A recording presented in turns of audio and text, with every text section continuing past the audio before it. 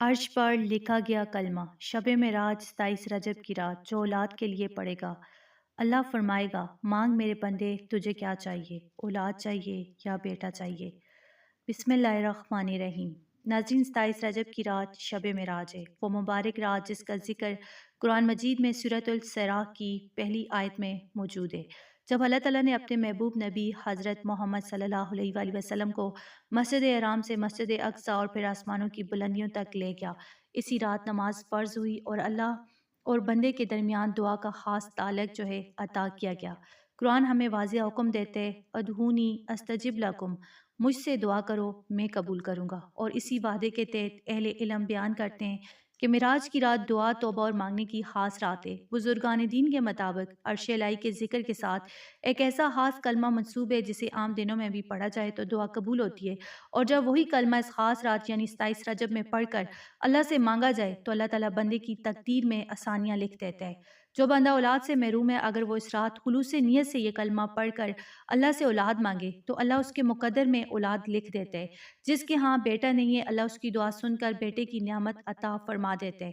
جو رزق کی تنگی میں ہے، اللہ اس کے رزق کے دروازے کھول دیتے ہیں۔ جو پریشان، مقروض یا مجبور ہے، اللہ اس کی مشکل آسان فرما دیتے ہیں۔ یہ اللہ کی قدرت ہے کہ وہ ایک ہی رات میں بندے کی لکھی ہوئی تقدیر میں خیر کے فیصلے فرما دیتا ہے۔ بس شرط یہی ہے کہ مانگنا صرف اللہ سے ہو، یقین کے ساتھ ہو، اور اس یقین کے ساتھ ہو کہ دینے والا صرف اللہ ہی ہے۔ تو انشاءاللہ 27 رجب کی یہ رات کسی مانگنے والے کو خالی نہیں لوٹاتی۔ تو ناظرین، آپ نے اس رجب کی رات یہ کلمہ پڑھنا ہے جو عرش پر لکھا گیا ہے۔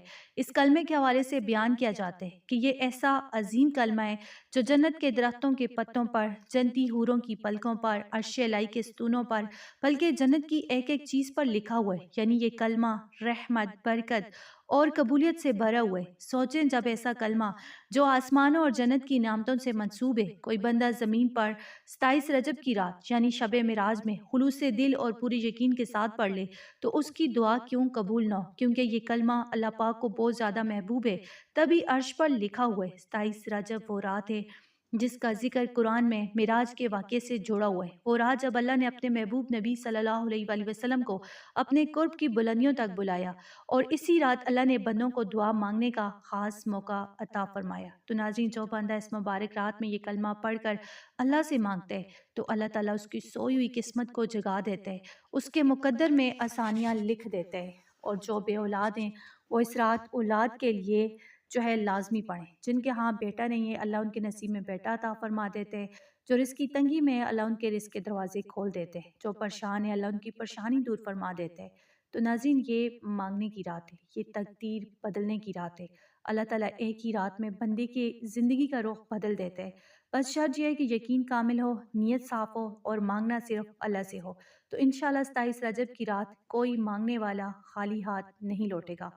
تو آپ میں سے جو بھی بہنیں بے اولاد ہیں، جن کی اولاد نہیں ہوئی، شادی کو کافی عرصہ ہو چکا ہے، 5 سال، 10 سال یا جتنا بھی عرصہ ہو گئے، آپ نے 27 رجب کی رات یہ کلمہ، یہ تسبیح لازمی پڑھنی ہے اولاد کے لیے۔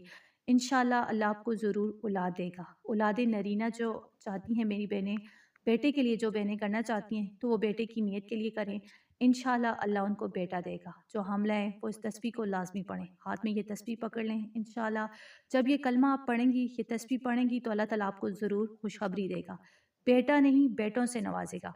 تو ناظرین، یہ وہ عظیم تسبیح ہے، لا الہ الا اللہ محمد رسول اللہ، یعنی یہ پہلا کلمہ کی تسبیح ہے۔ یہ وہی پہلا کلمہ ہے جسے ایمان کی بنیاد کہا گیا ہے اور جس کے بارے میں بیان کیا جاتا ہے۔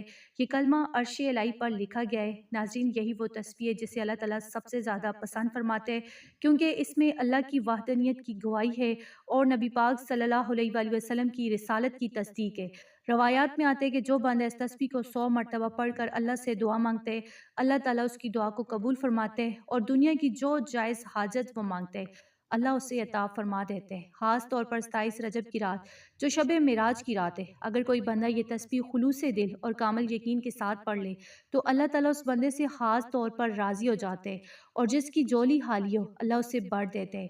جو اولاد سے محروم ہو اللہ اس کے نصیب میں اولاد لکھ دیتے ہیں، اور جو جس حاجت کے لیے مانگتے ہیں اللہ اسے وہ عطا فرما دیتے ہیں۔ تو ناظرین 27 رجب کی رات پہلا کلمہ کی تسبیح لازمی پڑھنی ہے، کیونکہ یہی وہ کلمہ ہے جو اللہ اور اس کے رسول صلی اللہ علیہ وآلہ وسلم سے محبت کی گواہی دیتا ہے۔ اللہ تعالیٰ نے اپنے نام کے ساتھ اپنے محبوب نبی صلی اللہ علیہ وآلہ وسلم کا نام ہمیشہ جوڑا، اور جہاں اللہ اور رسول صلی اللہ علیہ وآلہ وسلم کا نام اکٹھا لیا جائے وہاں سے کوئی دعا رد نہیں ہوتی۔